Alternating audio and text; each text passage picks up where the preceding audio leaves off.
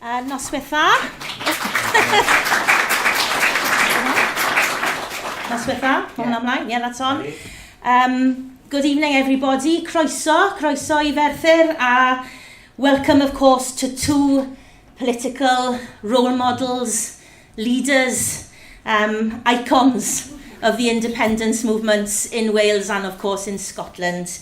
It's absolutely wonderful to have these two women here who have inspired us, have led us and continue to inspire us. They need no introduction of course, Nicola Sturgeon, former First Minister of Scotland, and Leanne Wood, former leader of Plaid Cymru. And we thought it would be interesting to have this conversation between the two of them tonight. Nicola's very kindly made a little detour from the Hay Festival, where she'll be appearing into a few events over the next week, to come to Merthyr, to talk to us about the period really you both shared together in politics and during, of course, that crucial and exciting decade when we had the independence referendum in Scotland, and saw the real, so what's TOV in English? Growth, thank you. The real growth, it's been a long week. The growth of the Yes movement, of course, in Wales also. I think it's really fitting that we're here in Merthyr. You know, it's got a long tradition of radical and progressive politics, and I think we're going to be reflecting on two women who have contributed so much to radical progressive politics in their countries this evening. So we're going to hear about independence in their time. So rhowch groeso Merthyr, give a warm Merthyr welcome to begin with to Nicola Sturgeon and Leanne Wood.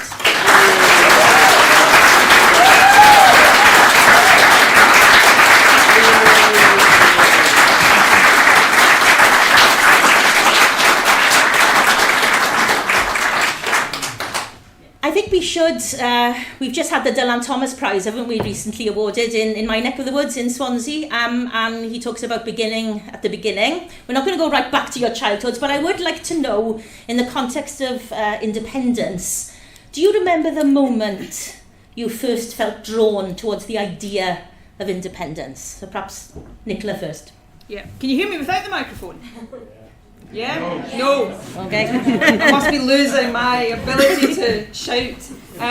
Firstly, before I answer that question, can I say thank you so much for inviting me here tonight. It's a real pleasure and privilege to be here amongst so many independence supporting friends here in Wales, and a fantastic pleasure for me to be back here sharing a platform again after a gap of a few years with Leanne. I often considered myself really fortunate that when I was leading the SNP in Scotland, the first woman to have done that, at the same time I was doing that, Leanne was leading Plaid Cymru, and I think we were able to give each other a bit of solidarity and support along the way. So Leanne, it's brilliant to be back here with you this evening. The first time I remember thinking that Scotland should be independent was probably during the miners' strike in 1984. I was 14 at the time, and that was really my first proper awakening and my first proper appreciation of how wrong it was that Scotland had a Tory government when Scotland didn't ever vote Tory, or hadn't voted Tory since I think the 1950s was the last time Scotland voted Tory. And that really intensified for me as I became more involved or more aware of what was happening around me. I joined the SNP in 1986, and that basically was it for me. I thought, how can it possibly be the case that Margaret Thatcher is able to inflict so much misery on the communities that I was growing up in, inflict so much misery on the people that I was growing up with, and yet we didn't vote for her. We didn't ever give her the mandate or the authority to do that. So that democratic deficit that certainly afflicted Scotland then, still does today, although the establishment of the Scottish Parliament has slightly closed it, that's what drove my support for independence. Over the years it became not just an inward-looking thing about Scotland's democracy, it became an internationalist and outward-looking belief as well, that Scotland might be a small country, like Wales is a relatively small country, but we can make a big impact on the world, and we can be a voice for peace and justice and solidarity across the world. So that's what drove my belief in independence, and no matter the ups and downs along the way, my belief in independence has never ever faltered and never will, because independence is the normal state of affairs. We are in this strange situation in Scotland and in Wales where it's almost treated sometimes as if we are arguing for something odd or strange or not quite natural. Independence is what other countries take for granted, and it's long past time that Scotland and Wales joined the family of independent nations.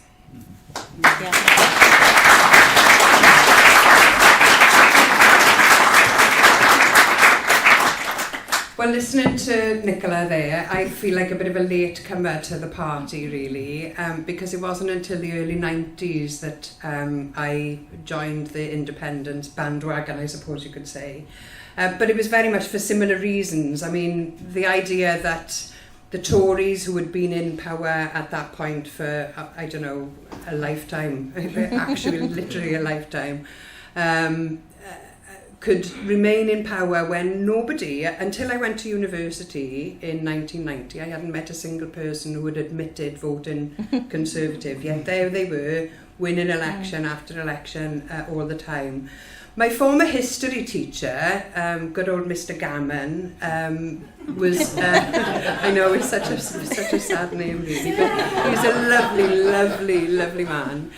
He remembers me asking a question in a history class about why hadn't we seen independence on the island of Britain in the same way as countries throughout Europe had independence.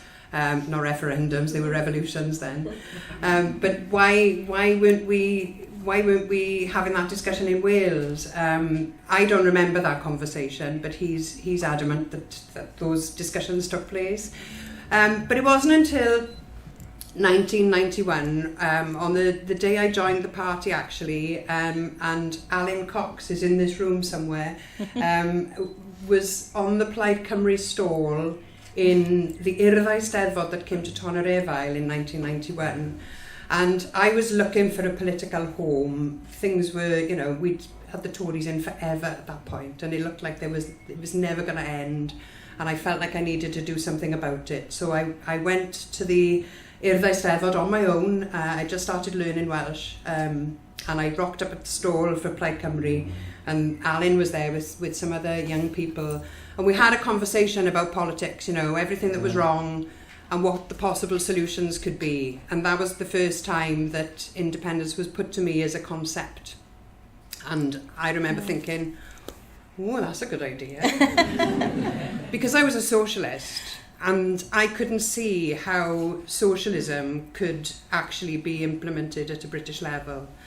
But at a Welsh level, it makes a lot of sense. And so having that conversation just opened a door to thinking about different possibilities, and that was the beginning of a journey, to sound a bit cheesy, but from there, like you, Nicola, you know, there are no doubts now.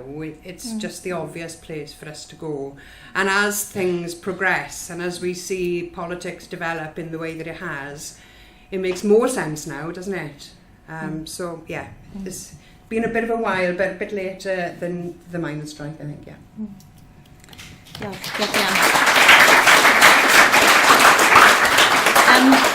We're going to skip ahead a little bit now, because there's a lot we need to get through, because you've both had long and extremely significant careers in politics and during this time. So we're going to go ahead now to the referendum campaign a little while later. Of course, Nicola, you were leading the campaign in Scotland.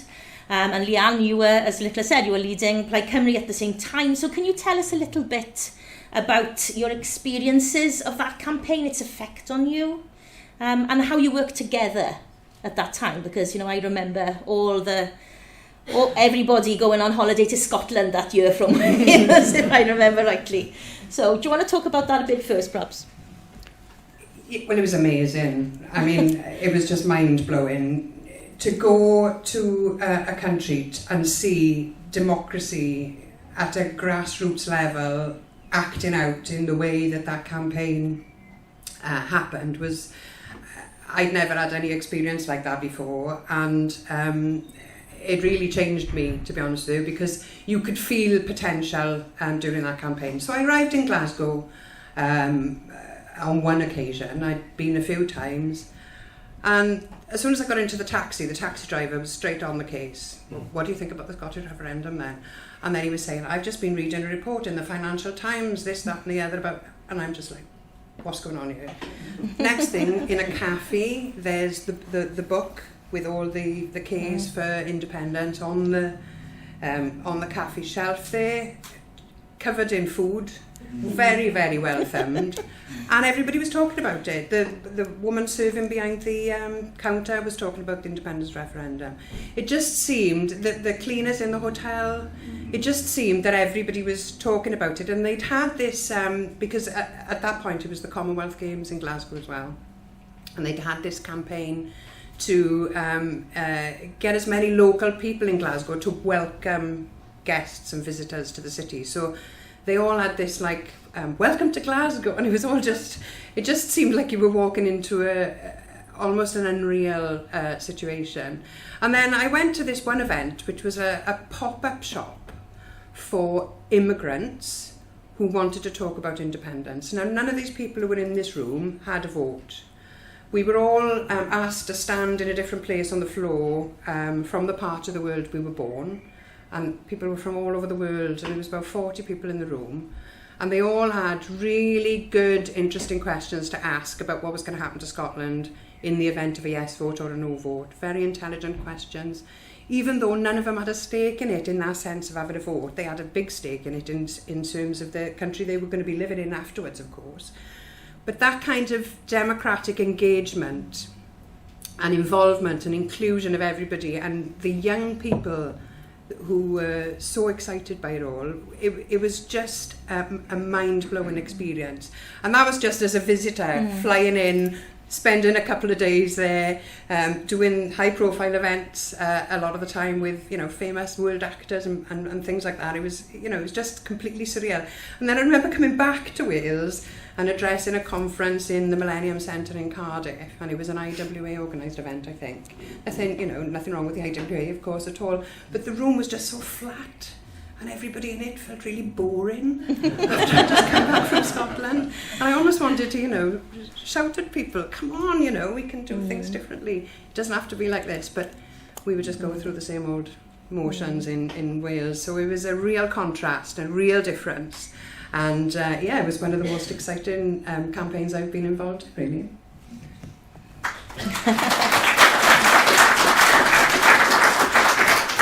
found myself almost crying listening to that.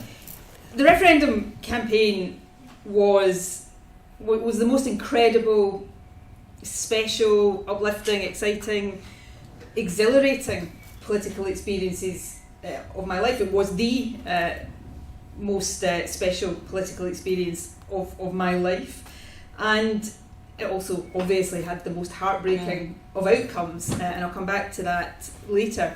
But everything Leanne said there about just the mood and the atmosphere in Scotland at the time is absolutely true. I would say without a shadow of doubt that for that couple of years running up to and immediately after the referendum, Scotland probably had the most informed and educated, politically informed and educated population anywhere in the world. And it was, literally everybody was talking about it, and not just talking about it, but taking the time and very, very seriously taking the responsibility to educate and inform themselves and come to a decision based on that. And it wasn't just adults, or even just, we lowered the voting age to 16 for the referendum, but it wasn't just those who had a vote. Primary school kids were talking about it and getting involved in the debate at a really elevated level. So it was unlike anything I have ever experienced, and it was amazing. And it unfolded in a way that none of us really anticipated. You know, we obviously had the cross-party pro-independence campaign organisation, Yes Scotland, And it did a great job, and the people who worked for it did a fantastic job. But the campaign took on a life of its own. It became very organic, very bottom up. There were groups, yes groups, that just sprung up literally in every community across the country. You know, Leanne has spoken about the Yes organisation that helped engage and enthuse and inform the immigrant population to Scotland. There was a Yes organisation for NHS workers, for teachers, for literally every section of the population had its own Yes organisation, and the country was alive, and it was alive with political debate and discussion and deliberation, but it was also alive with a real sense of hope and opportunity. And we came so much closer to winning independence in that referendum than certainly I would have anticipated even 18 months prior to it. I remember going to bed, getting home. We had a big eve of poll rally in Perth in Scotland, and getting home at the end of that exhausted. Yeah, like many people, I gave every ounce of energy I had to that campaign. And sitting there late at night before going to bed, before polling day, just marvelling really at the fact that I was going to bed the night before an independence referendum thinking that actually victory was possible. And if you told me that even 18 months before, I wouldn't have believed it. So we did something incredibly special. And then, of course, the heartbreak of just falling at the final hurdle. And I remember watching the results start to come in the bellwether part of Scotland that, you know, when we saw that it hadn't voted yes, we knew it was over. And just the sheer deflation and heartbreak of that was, again, like nothing I'd ever experienced. But then the next day, something started to happen, and it became quickly very clear that the country wasn't just going to go back to normal. Something had been awakened in the country that wasn't going to go back to sleep. And then we had the growth of SNP membership, the amazing success of the SNP the year after that at the 2015 election. And that, I think, if you read the media in Scotland, and certainly if you are somebody from outside looking into Scotland right now, because you're told this is the case, you're told, well, the independence fervour is gone, it's, you know, nobody really is talking about it anymore, nobody wants it. Don't believe that. That's not true. Politics is really, you know, up in the air and in turmoil right now, and of course that affects people are struggling just to put food on the table and pay their bills. So of course that affects people. But the one thing that is so remarkable about independence support in Scotland is the demographics of it. Young people, and I'm talking, you know, 16 to 35, 70% support for independence, and that is not reducing as people get older. So independence in Scotland is going to happen. I can't tell you right now, I can't put an absolute date on it right now, but it is going to happen. And I think, although it might feel the opposite at the moment, I think the political times we're living in is actually going to turn out to ensure that it happens more quickly than it feels possible right now. So we'll get that independence yes vote celebration after all, and it'd be great if Wales was alongside us.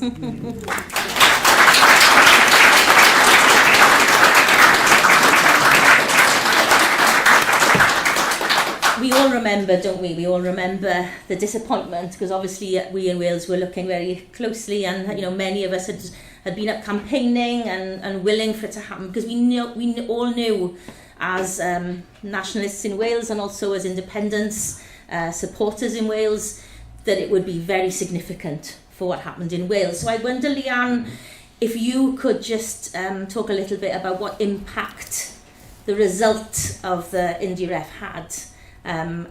You know, you were leader at the time, so how you were approaching things, Plaid Cymru's goals in Wales, I suppose. You know, did it embolden things or did it complicate things? Well, I think the campaign and the actual referendum was definitely an emboldening moment. The result was massively disappointing, but at the same time, we'd seen what was possible now, hadn't we? We'd had this campaign. We'd seen, it wasn't just me who'd gone to Scotland, hundreds of Plaid Cymru supporters were in all different parts of the country, and they'd all felt that same thing. So there was certainly a feeling of a sense that we could do this in Wales now, and I think it had felt pretty hard and difficult beforehand. So it did change things, but obviously the result being a no vote meant that the hope that we'd built up for Scotland and then thought that there might be a knock-on effect for Wales, it didn't happen, did it? And instead we ended up marching towards a Brexit referendum, which was the opposite of where we wanted to go, really. Were there, given that, was there ever a moment, perhaps before, as we saw that momentum build, and we saw those polls which were, tantalisingly close, weren't they, as we drew towards the end of the Indie Ref campaign, was there ever a moment you considered pushing for a Welsh referendum on independence when you were leader of Plaid Cymru, as a party position? Constantly, yes. But the difficulty is trying to make any progress on that when you don't have a hand in government, when you don't have anywhere near a majority to actually push for something. All you can do really is try to plan and organise for the eventuality of something changing in that situation. And in Scotland, having the majority and then maintaining the majority, it puts you in a very, very different position, I think. But yes, I think Plaid Cymru is constantly thinking about how independence and a referendum and discussion around those things can be enlivened. Yeah. I'm going to jump ahead a bit again. I know we could speak, we could talk all night just about that campaign, couldn't we? But and perhaps we'll come back to it in some of the questions. One of the moments I talked about, that you being these icons, and one of the iconic moments I think of your joint time in leadership was the 2015 general election leaders debate, wasn't it? The televised leaders debate. The first time you both appeared together, obviously, and so I was wondering if you could take us through your memories of that, your preparation, what you were trying to project as an anti-austerity alliance at that time, as women leaders, of course, and of course the coach. Nicola first. So that day, there was two big leaders debates in that campaign, wasn't there? The first one in Manchester, wasn't it? It was in Manchester, I remember. Right. Yes, it was. Anyway, what I remember most about the run-up to that debate that day was feeling utterly terrified. Because, the SNP had always argued we should be included in leaders' debates and general elections, and never had been included. So this was the first time that we had been included, and suddenly we were there on that big stage, and I remember thinking, oh my God, I've argued for this for so long, and what if it's a disaster? So I was terrified. I did First Minister's questions in the Scottish Parliament at lunchtime that day, and then hot-footed it down to Manchester. That's why I remember it's Manchester, because I got down after that. And what did I want to project? I suppose I wanted to project an alternative to Labour, to demonstrate through my arguments and the case that I was making that there was a strong left of centre, progressive, anti-austerity agenda that could win support. I also, because remember the context of the 2015 election at that point was that everybody thought there was going to be a hung parliament. So potentially the polls were showing the SNP would be the kingmakers in that. So I wanted to also project to a UK-wide audience that we would be a progressive force for good, because I'm well aware that for a lot of voters in England, me and the party I represented were anathema, and there would have been and the Tories tried to exploit that by suggesting that we would be, sort of controlling Ed Miliband, perish the thought, if he had come out as the largest party. So I was trying to project, for people who are of progressive outlook in England, you don't have to fear me or us. Yeah, I support independence, but for as long as we're part of the Westminster system, we'll be there as force for good. So that was the objective. The thing I remember most about the actual debate, I can't remember what you did. I had on, this is one of the many sort of problems women in politics have. We were all mic'd up and everything, and it was a 2-hour debate, I seem to remember, and there was one ad break. It was live, and so we had 4 minutes to go to the loo, and I thought there is no way. I had a dress on and I had all the microphone packs on. I thought there is literally no way I'm getting in and out of the loo in 4 minutes. So I stayed in the break, spoke to some of the audience, and they were all really positive about how we were coming across, and that gave me a lot of confidence for the rest of it. I think the standout moment for me in that debate, though, that I remember, not about my own performance, was when Leanne absolutely stuck it to Nigel Farage. That was a very, very special moment. I think it was, it was obviously new for the SNP and Plaid Cymru to be there, and as you say, it had been a glaring gap, hadn't it, for so many years, not allowing the parties who represented, who were mainstream parties in their own nations, to be represented on that stage. But what was really for me as a not then an elected politician, but obviously somebody extremely interested in politics, was to see you as women up there. The difference from the suits, that was really striking. As well as the kind of politics that you were projecting also. So I wonder, and as I said in the introduction, that was an important moment. There are many of us who still remember that cwtch, who still think about that cwtch when we're in a low place. I wondered if you could just talk a little bit about the debate, and then also about that kind of alliance that we saw formed really in front of our eyes in that metaphoric cwtch and literal cwtch. Yeah, well, I think terrified is the word, definitely. The pressure was huge, wasn't it? I mean, we'd both, our parties had not been represented in these debates before. A lot of work had gone in behind the scenes to try to make that happen. And when we found out we were successful, I was petrified, because I just thought, this is it now. The pressure is all on me, isn't it? But I got to say, the team that I had was just fantastic. We were role-playing. We had different people pretending to be Nicola and Farage. Who pretended to be me? I'm not going to disclose any, what goes on tour stays on tour.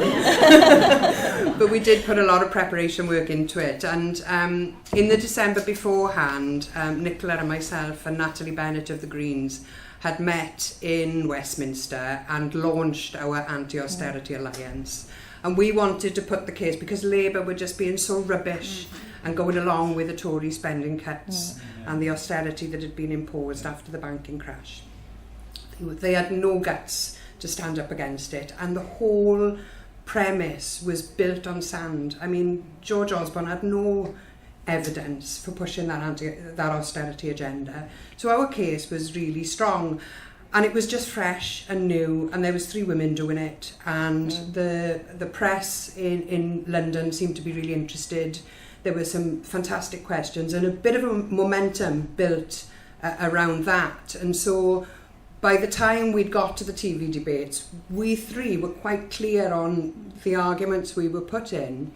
And so we kind of were working together in those TV debates. And so at the end, when it had, none of us had messed up, and that was the big fear, we were, I think, all 3 of us were relieved, and the natural thing to do was just to have that cwtch, really. And but what is the Welsh word for a cuddle?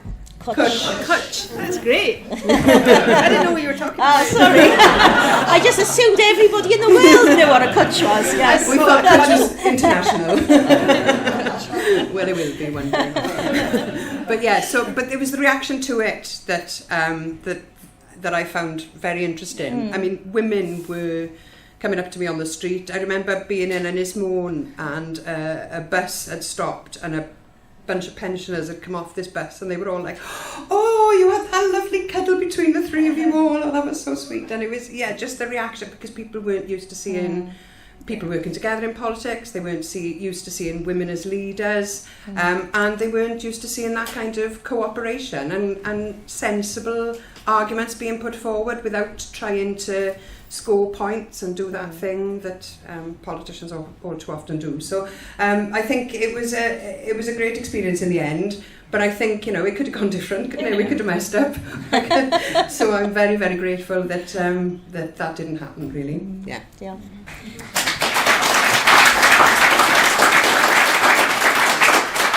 Before we leave this point, I mean, both of you have been subject to gendered attacks of quite, severe nature, both of you. So I was wondering, as we are marching towards a quarter of a century into the new millennium, do you think we've truly created a space in politics for women to lead equally and without those gendered attacks? I mean, we're seeing a huge backlash at the moment, but, do you have hope that we can get through this finally?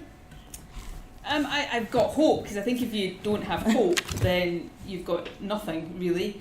But I do think we're living in a really unpleasant, toxic time when women are suffering a backlash and a resurgence of really vile, sexist, misogynist abuse, and minorities are suffering that backlash as well. So we are at a moment in history when all the progress that I think we believed we had made over the past quarter of a century, and probably made the same mistake as every generation does of thinking the progress you've made is solid and irreversible. We're seeing that now potentially, and in some cases actually, in reverse. So some of these battles are going to have to be fought all over again. For women, there are more of us in politics now, which is good. Although, again, if I think of the Scottish Parliament now, I hope I'm wrong, but I really fear that there'll be fewer women in the next Scottish Parliament than currently sit in this one. So even just in pure numbers, I think we risk regression. But if I think back to my earlier days in politics, and it wasn't easy being a woman then, absolutely not easy. But in some respects, it is harder today. When I was growing up in politics, we didn't have social media. Yeah. So the abuse that can very, very directly get to people now, I think is particularly tough for women. And of course, it's not just on social media, it's not just at the fringes that we now see really misogynistic abuse hurled at women. It's coming from really senior people who lead countries and governments, President of the United States. So it's becoming legitimised and institutionalised and accepted. So I think we, not just for women's rights, but on a whole range of things, I think we're at a really fragile and worrying moment in history. And one of the things that worries me is that in these moments, and it's understandable to some extent, people want to keep their heads down, because if you put your head above the parapet, you'll get, attacked and abused. But at times like this, it is even more important for people to speak up and speak out and stand up for people. The other thing about people keeping their heads down is that if one politician is under horrible attack for something unjustified, instead of rallying around them, people tend to shy away for fear that it might be them next. This is a moment for all of us to stand up for what we believe in, to show each other solidarity. And although it feels tough to be arguing some of these cases right now, this is the time to do it with real conviction and with real passion and energy. And I think that's particularly true for women. We need to support each other, because right now there's too many men out there trying to pick us off one by one. So let's not allow them to do that. Well done, yeah.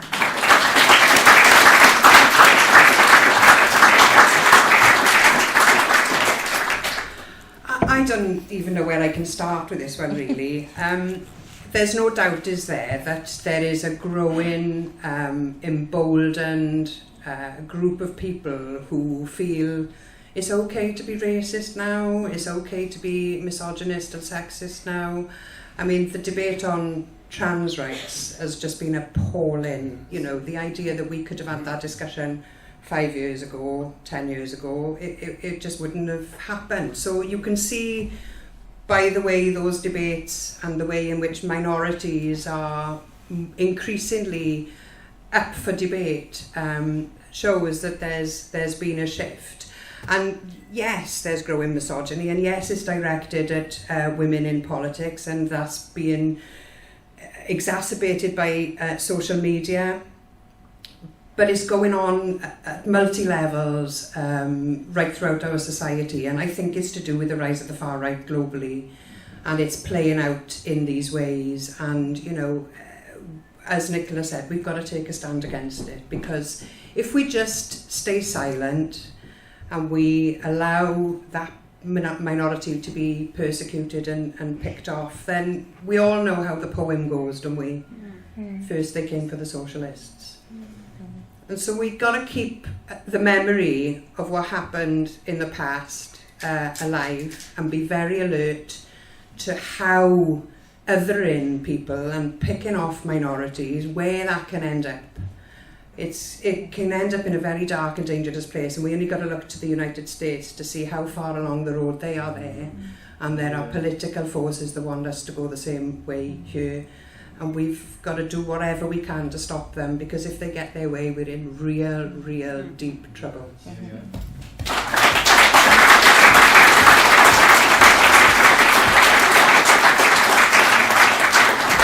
And I think what we saw, as you both, you know, illustrated earlier, was that inclusivity within the independence movements in Scotland and in Wales, offering a counter-narrative to that. And it's even more important, as you say, that is strengthened and that is even, you know, promoted even more strongly, isn't it? I'm going to take you to another unpleasant topic, I'm afraid, but of course Brexit is back on everybody's lips again suddenly, isn't it? I'm hearing these debates on the radio that, you know, you feel like you've gone back in some kind of time machine. We're certainly hearing them in the Senedd. It's been quite strange this week. All the familiar arguments, all the familiar divisions. So just wanting to get your views on, you know, do you think that Brexit and all the stuff all the sort of hangovers that's happened ever since 2016 and is still playing out today, has it made the case for independence stronger or more complicated, do you think? And I know the positions obviously in Wales and Scotland are slightly different, aren't they, because of the result of the vote? So actually both would be my answer to that. In Scotland's case, it made the argument for independence immeasurably stronger. We voted against Brexit by, you know, a very, very significant margin, and yet we are out of the European Union, totally against our will. And ironically, during the independence referendum, the No campaign used to argue that if Scotland voted for independence, we'd get chucked out of the European Union, and that should be a reason to reject independence. So, you know, you compound the injustice of that just by remembering what they argued a couple of years earlier. So it's made the case for independence immeasurably stronger. Of course, it has complicated it in some respects. I wouldn't overstate this at all.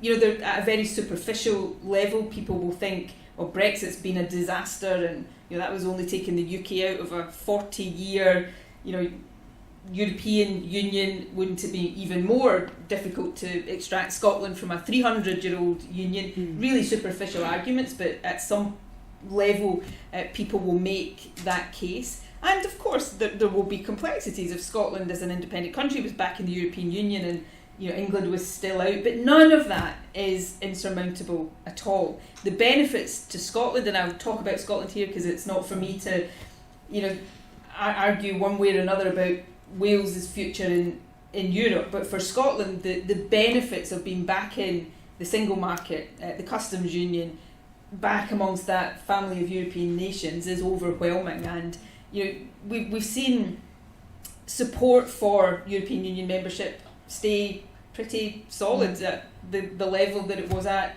in the referendum. And I really struggle, and, you know, I'm a politician occasionally. We indulge in hyperbole only occasionally. But I genuinely say, if you were to ask me, give me a single benefit of Brexit that has, been shown over the past 10 years.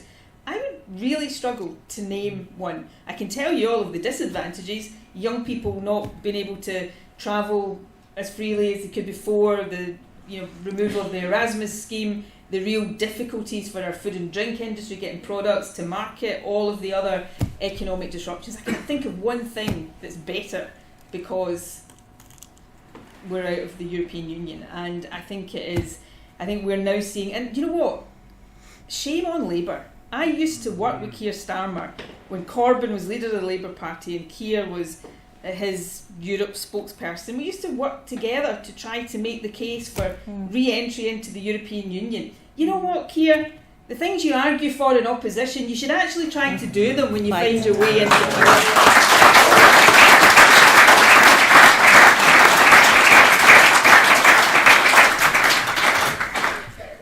I think leaving the European Union has been an absolute disaster, and that's panned out now, hasn't it? And people more and more have seen that.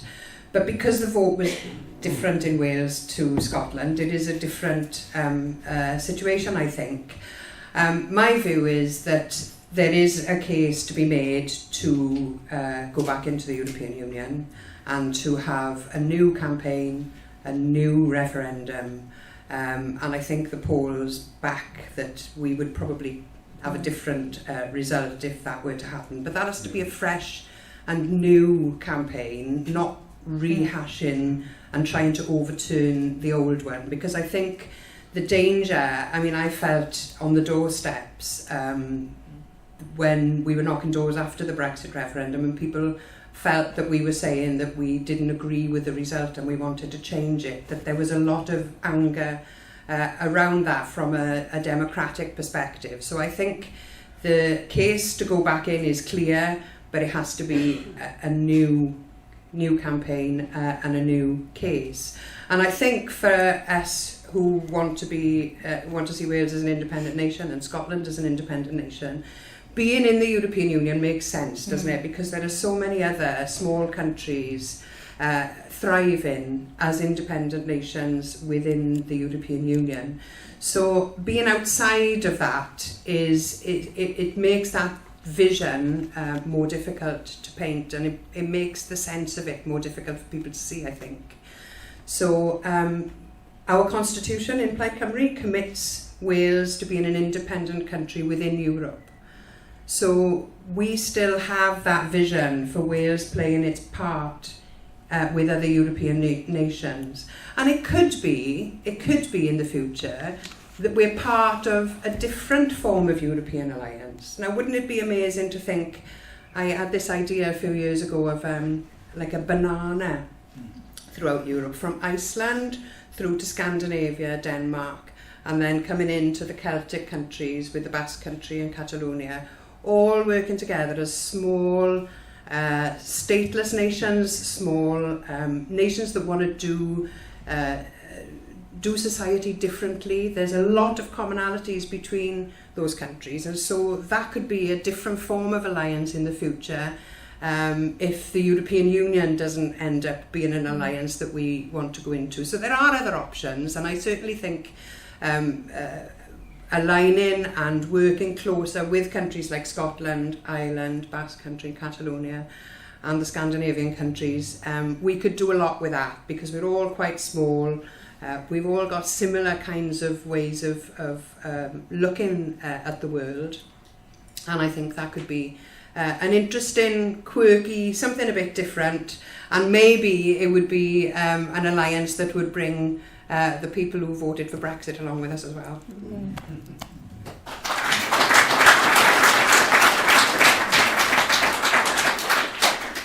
I suppose we are in a very different place, aren't we, for all the things we've discussed tonight as regards independence, all that sort of history we've just skimmed very quickly over.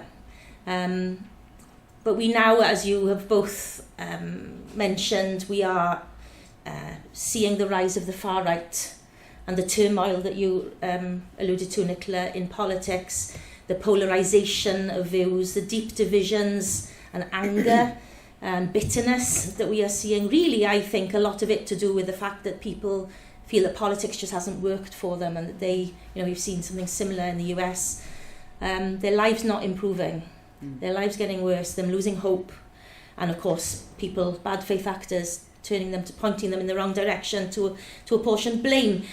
So what does independence, how has it changed, I guess? What does it really mean in that context in 2025, and as we move towards the next Senedd election, the next Scottish Parliament election, and in a few years' time after that, the general election in the UK? For me, the presence and the growth of the far right strengthens the case for us to be able to build up as much resilience as we possibly can in Wales, because if those actors do get power in Wales, we'll see the end of Welsh democracy, we'll see the end of the NHS, we'll see the end of our Senedd, and it'll be a roll back on so many of the things that we've fought for and won over time. So how can we protect ourselves against that? Well, through independence. If we're an independent country, we're very difficult to abolish. Yeah.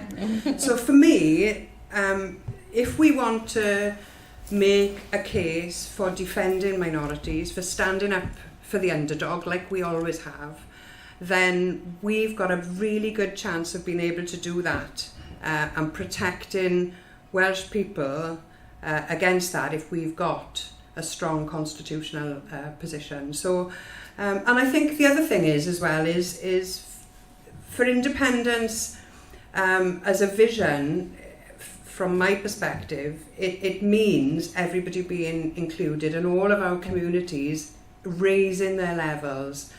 So the work that we can all do now in this interim period, if you like, is to get into our communities, work with people in our communities, build up and strengthen the resilience of those communities, because Wales is a community of communities, and if we've got strong communities, we've got a strong country.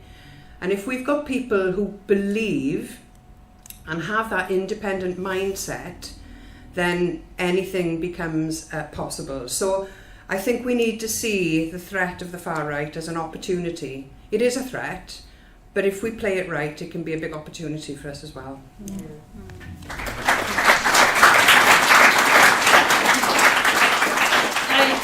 I really agree with all of that. Leanne said something there, though, that really struck me. If you're an independent nation, you can't be abolished. And I think that is a really important point, because if I think back 10, 15 years, people, some of my fellow Scottish nationalists would say, wow, the Tories will one day abolish the Scottish Parliament, and I would always say, don't be ridiculous. No, they won't. That's never going to happen. Do you know what? Now, would I sit here and say 100% that the existence of the Scottish Parliament will not come under threat? The Tories, I think, are very hostile now to devolution, and that's before you factor in the possibility, and I'm not going to put it any stronger than that, although I think it potentially is stronger than that, of Nigel Farage being in number 10 after the next general election. Does anybody really believe that Farage wouldn't come after the Scottish Parliament or the Senedd here? Because these are creatures of Westminster statutes. They can be abolished. So that is maybe something that people in Scotland and Wales should think about. If you value your democracy and you want your democracy to be protected from Westminster assault, then turn it from devolution into independence, because that actually is the only way to properly protect it. Like Leanne, I think what's happening in the world right now and what's happening in the UK, I think strengthens the case for independence. I think it undoubtedly makes independence more necessary, because these institutions that we all hold dear, the NHS at the top of that list, they are now under existential threat. And ironically, these are in many ways the symbols of Britishness that those who oppose Scottish or Welsh independence would often hold up as the reasons to stay united. it's the UK that now poses the threat to these things that the NHS, the welfare state, is being dismantled before our very eyes. And that's happened with a Tory government, and shame on them again, it's now happening with a Labour government. So these are the things that, if we want to protect them for generations to come, then independence is more necessary and essential now than even it was in 2014. Which brings me to the other point, is that actually the case for independence is constant, actually, regardless of the times you live in. Because what is independence? It's the ability to chart your own course. We're all interdependent. We live in a connected world, but it is the ability to chart your own course, be in charge of your own destiny, whether that's in good times or bad times. Nobody is going to better determine the future of any country than the people who live in and have the biggest stake in that country. And that is the essence of independence. And when the world is seeming as dark and dangerous as it is right now, then all the more important to actually have your own, your hands on the steering wheel as much as possible in your own country. The final point I would make, though, and I think it's undoubtedly relevant in Wales, but certainly in Scotland, we've got to always make the case for independence relevant to the lives and realities of people in our countries. It's not an abstract concept. I used to, when I was First Minister, the opposition would always say, you spend so much time talking about independence, which wasn't true. I spoke about it a fair bit, but and instead of the economy and health and education, and it's like the two things are not separate. Independence is how you better protect these things and make them stronger and more resilient. So we've always got to connect it to the real life realities. And there's an absolute glaring example of this in a Scottish context right now. Scotland is one of the most energy-rich countries in the world, and I'm not talking oil and gas anymore. I'm talking renewable energy, wind and wave power, potential for green hydrogen. One of the most energy-rich countries in the world, and yet we pay some of the highest energy bills. How is that right? We pay higher energy costs than many other parts of the UK do. So these are the arguments that are relevant to people's lives, and I think if we harness all of that and make those arguments in that way, then I think we're going to see more and more people recognise that in a difficult global climate, the more control you have over your own destiny, the better you will do. And that is the case for Scotland, and I'm sure for Wales as well.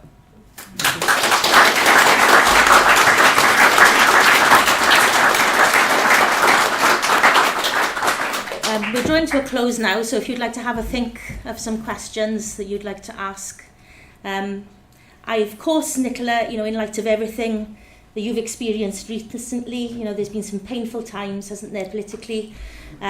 What advice would you offer to future leaders, particularly women in politics, about coping with that? I'm going to hesitate not say don't. I definitely don't mean that. About that, frankly, pretty unbearable pressure. You maintained your integrity and your dignity throughout it all in an amazing way.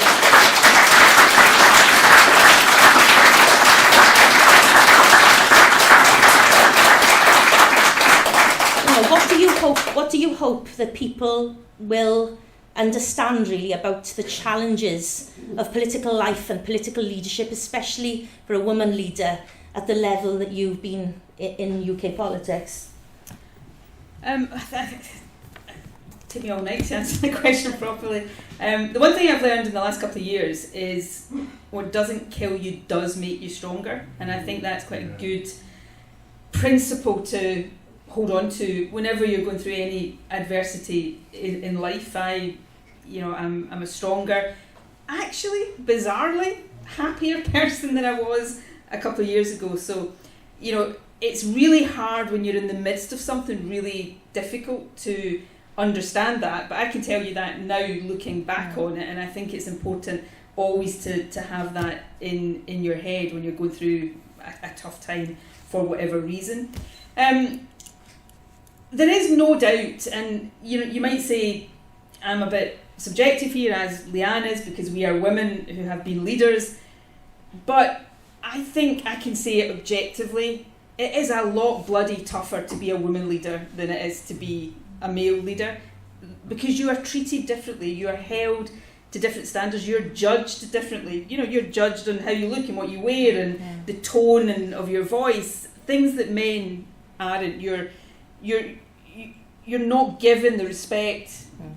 Men will be given respect until they prove that they're idiots. Women have got to prove their genius. Not all men are idiots, incidentally. Can I say that? Not all men are idiots. Some men are idiots. Some women are idiots. I'm digging a major hole for myself. But as a woman, you have to prove yourself time and time and time again. You can be a undisputed expert in your field, and some man somewhere will still mansplain your specialty to you, so you're treated differently. And there is also a sense, and my predecessor Alex Salmond and the difficulties we had and everything, there is a sense that when a man is accused of something, a lot of people will look for the woman to blame rather than, so that is just the reality. What would my advice be to women starting out now? Go into it with your eyes open, because it is tough sometimes. It's tough a lot of the time, but don't shy away from it. Find people that will support you and people that you can support. Men have got networks that have existed for generations. Women, we have to build our own networks and our own support structures. And sometimes, and I say this really regretfully, sometimes we are, women I'm talking about here, we can be each other's worst enemies sometimes, because we can be each other's biggest critics. And that's sometimes justified, but we've got to learn to support each other more. My final piece of advice to any young person, male or female, starting out in politics now is don't become a prisoner of social media. Use it to the extent it's useful, but don't live your lives on social media, and don't think that social media actually reflects real life. Get out and chat doors and talk to people on the streets, and understand that people are not as they appear to be in the deepest, darkest recesses of social media. But we live in a time where the easiest thing for anybody to do, and I say this as somebody who's about to depart frontline politics, the easiest thing to do is to leave the field, because it is tough and it feels really unpleasant at times. But you know what, if all the good people leave the scene, we just free it up for the bad people, and there's too many of them in positions of power right now. So it's when things are as tough as they are just now that we need people who are in politics for the right reasons, who will make mistakes and who will have positions you don't agree with on some things or whatever, but we need people who see politics as a force for good, a force to lift everybody up and bring people together. We need people like that in politics more than ever. So if you're thinking about it, please do it. Yes, it's tough, but I've also had the biggest privileges of my life through my career in politics, and I will never, ever, ever regret a single day of it.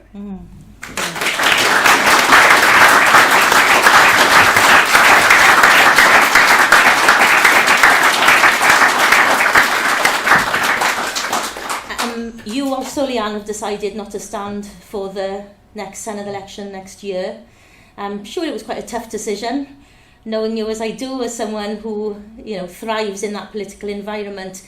But how are you now going to further those causes that are important to you politically? Equality, the climate, etc., independence? I think it was Tony Benn who said, wasn't it, when he stood down from politics, that he was doing it to get more involved in politics. So I very much see my future role in politics as just a different one to the one I've held in the past, really, I suppose. I feel like I've done what I can within the institution of the Senedd to further the things that are important to me, and I'm not sure I can take things much further there now. So I'm looking at ways in which I can further the causes that I care about in different ways. So now I work in my professional role, for Community Energy Wales, and we are trying to deal with that real question that Nicola raised about who owns our energy, who is benefiting from the transition to a green economy. Well, I very much believe that it's people in communities that should make the profits from the energy that they need to be able to use, and that's what community energy is essentially all about. So I want to put my energy into that, but also other forms of building communities, because I think, as I said earlier on, Wales is a community of communities. Our communities have faced huge stresses and strains over recent times, especially in places like the valleys. We need to take a different approach. The old failed extractive economic model has been a disaster for us. It's just taken wealth out and left poverty behind. So unless we want to break that, then we're going to have to do something very different at that very local level. And I think what you said about social media is spot on. People need to get together and do things together and come together and take risks together, because the danger is that people are spending more time on screens, more time at home, loneliness is on the increase, and our communities are going to break down. So I feel like I've got a role that I can play in that, and I very much hope that the new Senedd members that we have, and hopefully there will be a hefty number of them from Plaid Cymru, will be able to help all pull in the same direction of building our communities so that we've got resilience to face what's ahead of us.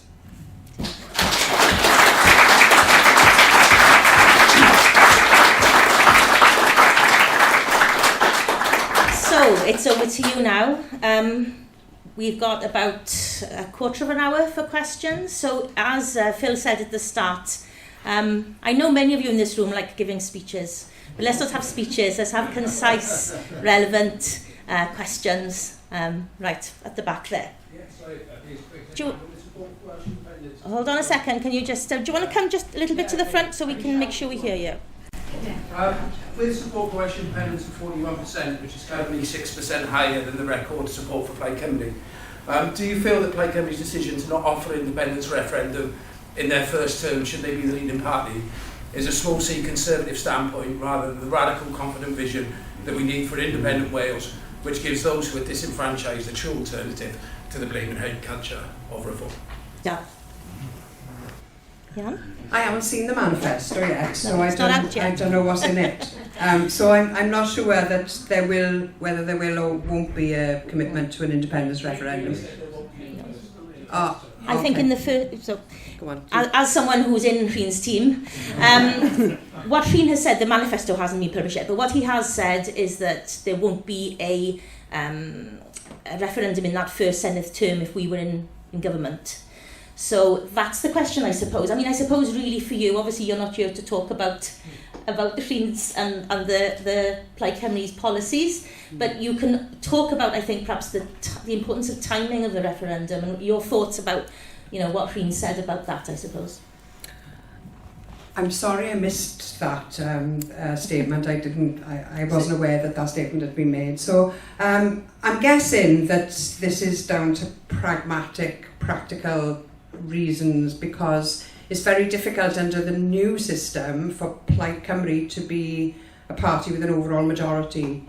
So in cooperation with another party, unless the Greens get enough, then getting that over the line is probably difficult. So I'm assuming it's for pragmatic reasons, but I don't know the thinking behind it, and I haven't, like I said, I don't know what the manifesto wording is going to be, so it's quite difficult to answer that question. For pragmatic reasons, there would be no reason to say they're moving out, because they're not going to get through anyway. So there's got to be a different reason rather than pragmatic reasons, because it's unlikely they'll have a majority. So they won't be able to enforce it anyway. So that seems to make that not the reason possibly for discussion. It's impossible to try and second guess this, to be honest. It's about the timing, I think, isn't it? It's about that building that consensus and support to be able to get a policy over the line. I'm in the happy position of not having to answer for Plaid Cymru policy and actually no longer having to answer for SNP policy either. It's the beauty of being a former leader. But I wanted just to say this one thing, and this is not meant to give any opinion on when there should be a referendum in Wales. But just to remind you, the Scottish independence referendum happened halfway through the SNP's second term in government. So there's just a wee statement of fact. Yeah. Another question. Yeah. What advice would you give us then, Nicola, of how we should regard independence from Plaid Cymru? The SNP have never, have they, embraced Westminster like Plaid Cymru has. Lordships to Wigley and etc. and David Ellis Thomas. And yet, you never did, the SNP never embraced Westminster like that. What advice would you give Plaid Cymru? I'm not here to give Plaid Cymru advice. It doesn't need advice from me. I'll speak for the SNP, or I'll speak about the SNP. We were, until the general election last year, we were the third biggest party in Westminster in the House of Commons, so we have opted to pursue our case by standing at Westminster elections and getting MPs elected. I can't wait for the day when we don't have MPs in the House of Commons, but as long as Westminster still holds sway over Scotland, it's really important that there are strong Scottish voices in Westminster trying to argue Scotland's corner. You're right, the SNP has a long-standing policy that I don't think will ever change, that we don't appoint to the House of Lords. And there are some people in the SNP who think that's the wrong policy, because for the same logic, if you have the House of Lords part of the legislature that is passing laws that cover Scotland, then we should have voices in there. I just, for me, it's quite a visceral thing. I don't believe in unelected people who are unelected legislators. I believe that people who pass laws should be elected and accountable. So we have that policy, which differs, I know, from Plaid Cymru. But different parties have to make their decisions and make their choices. And I think Plaid Cymru does a fantastic job in Wales. If I lived in Wales, I would be not just a voter of Plaid Cymru, I'd be an activist, and who knows, maybe even standing for them. Wouldn't that be great? but Plaid Cymru is not the SNP, and the SNP is not Plaid Cymru. We have to take our own decisions, and that's always been the case. Yeah, I think we can agree that the figures like Mary Black and Stephen Flynn currently, have done so much with the platform they've been given. Similarly with our MPs who punch so much above their weight.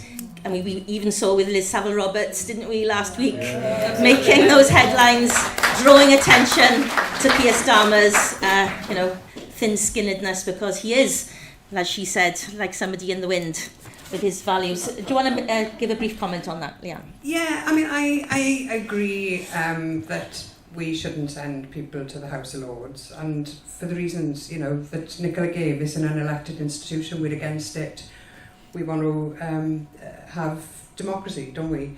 But the democracy in this question is related to the decision that was taken by Plaid Cymru members on this question. The party members decided to send people to the House of Lords, and so our case needed to be stronger, I would say. We lost that one. Thank you. One more question? Yeah, over here.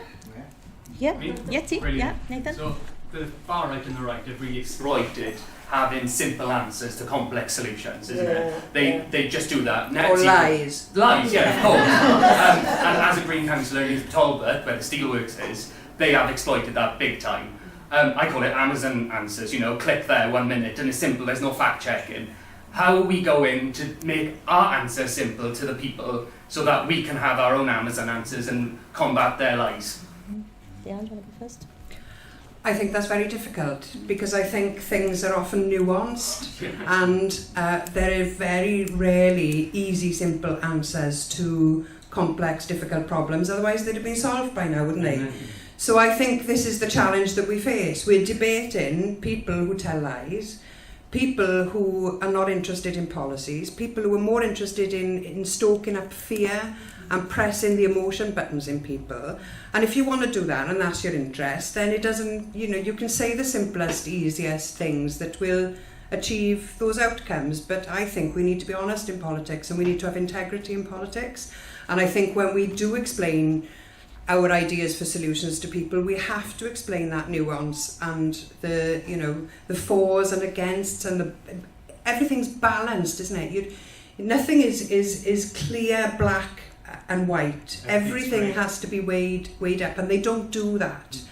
So I don't think we can have those simple answers. People say to me, I've had this argument a number of times, you know, the left needs to be more populist. Well, what does that mean? That we need to tell lies as well? Well, no, I think we have to reject that kind of politics completely. I totally agree with that. You don't beat something that you think is fundamentally wrong by trying to be more like it. No, that's what Keir just Starmer like, does. Just like you don't beat Nigel Farage by being a pale imitation of Nigel Farage. We beat people like Nigel Farage, and we win in the very, very difficult communication world that we live in right now by offering an alternative that inspires people and communicating that in a way that people can get behind and understand. But we don't get down in the gutter with our opponents. We rise above it. Leanne's absolutely right. The world is not simplistic.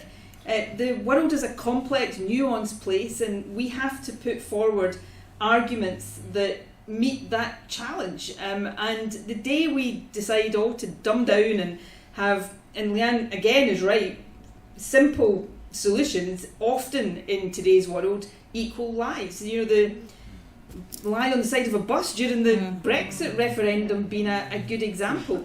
You know, in the Scottish independence referendum, Leanne talked about the book making the independence case, the white paper, which was 700 pages long. People can agree or disagree with the content of that, but that was the detailed case for independence. There was nothing like that in the Brexit referendum. So I get that there is a temptation to look at Farage or the Brexit campaign and say they won by dumbing everything down and being so simplistic that we should do that too. No, we shouldn't. We need to win by being better, by offering something that people can get behind, and having the answers that actually meet the challenges that people are living with and through right now. And yes, we've got to communicate it in a way that people can engage with, but we don't beat the far right by emulating their tactics, and we don't beat the likes of Nigel Farage, Keir Starmer by emulating their policies either. Exactly.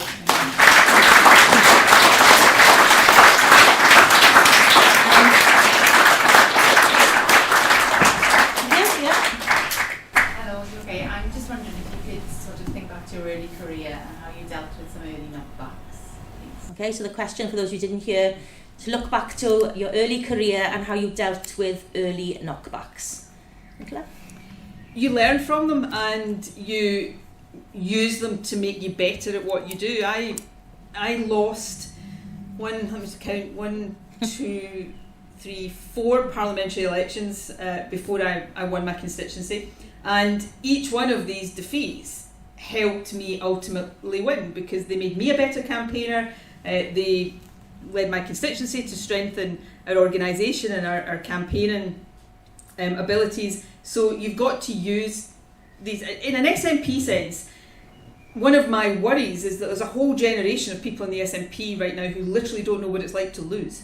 Now that's great, I love the fact that they don't, and I don't want them to suddenly start learning, but there is a sense that you learn to win by losing and understanding what you need to do to get better. So what I would say to anybody in politics is losing's horrible. It really is. You hate it and it's not a nice feeling, but see it as something that you can then use to one day win. And if you can get to winning without losing, I'm not saying you should try it, but don't get downhearted by the knocks along the way. Try to galvanise yourself through them.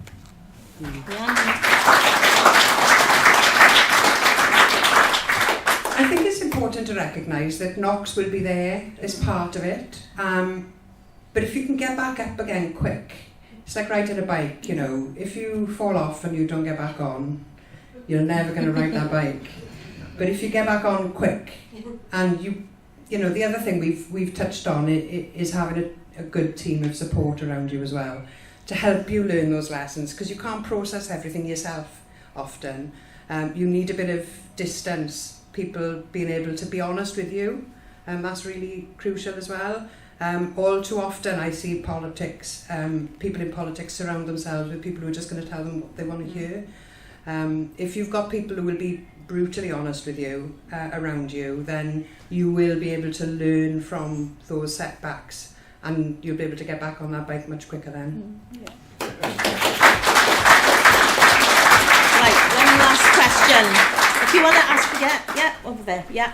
I'm pretty much, I just have a general question really around the nature of the political discourse in this country, and picking up on some of the points that we mentioned earlier, particularly Leanne, you said about wealth out, poverty behind, pointing in the wrong direction, apportioning blame. How do we shift the discussion from the wrong focus to where the real challenge is in relation to widening inequality, whether that's at a local, regional level or a national level?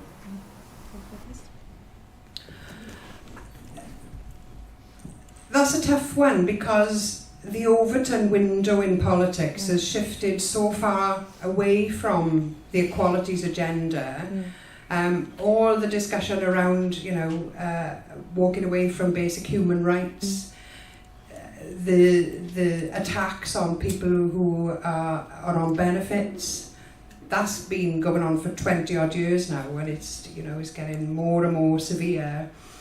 I think what we have to do is call out the othering of minorities at every opportunity and put the case for equality, and not to fear.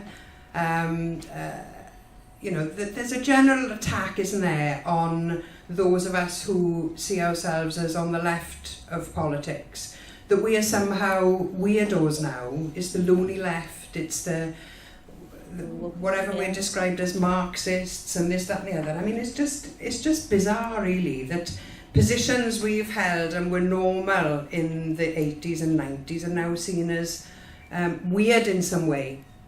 So I think we have to challenge that narrative, and I think we have to stand up for left politics. We should be proud to be woke. I am very proud to be woke. It's just being awake to the inequalities and being prepared to stand up against them, isn't it? And we can't be cowed by the attacks that come against the equalities agenda. We have to stand as firm as we can, and we have to grow our number, because we're not loud enough at the moment. And just to add to that, how crucial is that to the independence movement? I think it's crucial to humanity, not just the independence movement. The biggest con trick the powerful, wealthy establishment in this country and across much of the world has pulled off is making, the working class man think that his problems are caused by his working class female neighbour, or the immigrant who lives down the road from them, or the gay person that lives across the street. When actually the problems that working class people are having right across society right now are caused by the powerful, wealthy people who hold all the wealth and the yawning inequality in our society. So we've got to keep making these arguments, and as Leanne said, stand up against the othering and the blaming and the pointing of the finger at minorities or at the wrong people when it comes to the sources of the challenges we face in this country. Now, a couple of these questions tonight have started, as they often do in discussions like this, with how do we do this? And sometimes, there is no magic answer to that, and there's no easy or shorthand way of getting from here to there. We've in some ways been lucky as a generation, because I've lived much of my political career through a time when progress seemed to be going in the right direction on a lot of these issues, and those of us, the woke of the world, seem to be on the right side, and now suddenly we're finding things have shifted. And it might be that way for quite a while. Things, I hate to say this, but on some of this stuff, things might get worse yet before they start to get better. So it's not the case that we can just come up with a magic formula or click our fingers and suddenly we've shifted the narrative or we've changed the political discourse.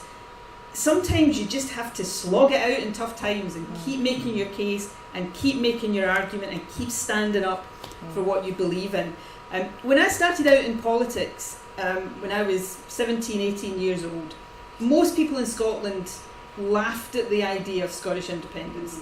Now, you know, around half of the people in Scotland still don't support it, but nobody laughs at it anymore. So you've just got sometimes to keep making your argument. It might feel that you're banging your head off a brick wall, but if you stop making your argument, that's a surefire way to make sure that the other side definitely wins. So this is a tough time to be in politics for people with views like ours, but you can't give up. We can't give up, or the world is in a really, really, really bad place. So let's just keep fighting the good fight, arguing for the things we believe in, and have faith that it might not happen tomorrow or next week, but the wheel will turn again. And we'll suddenly find that we've started to win these arguments again, because win them we really need to do.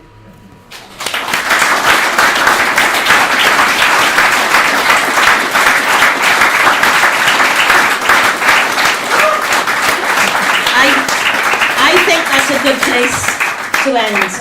I just want to invite you to thank our two esteemed guests tonight.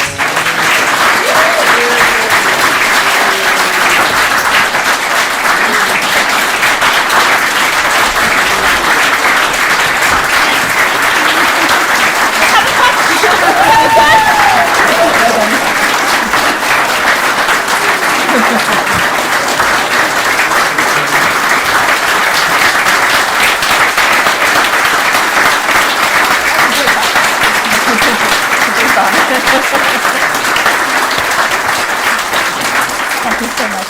And before you disappear, you can sit down, no?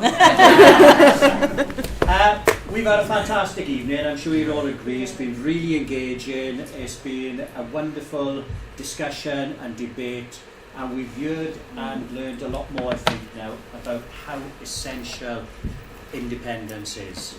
You know, independence is normal. Dependence is abnormal. Now, a lot of us in this room already know this, and we're already members of Yes Cymru. So for anyone here tonight who isn't a member, please join. It's very, very simple. Just go online, yes.cymru/join. It's as simple as that. Thank you very much. It's been a pleasure to have you.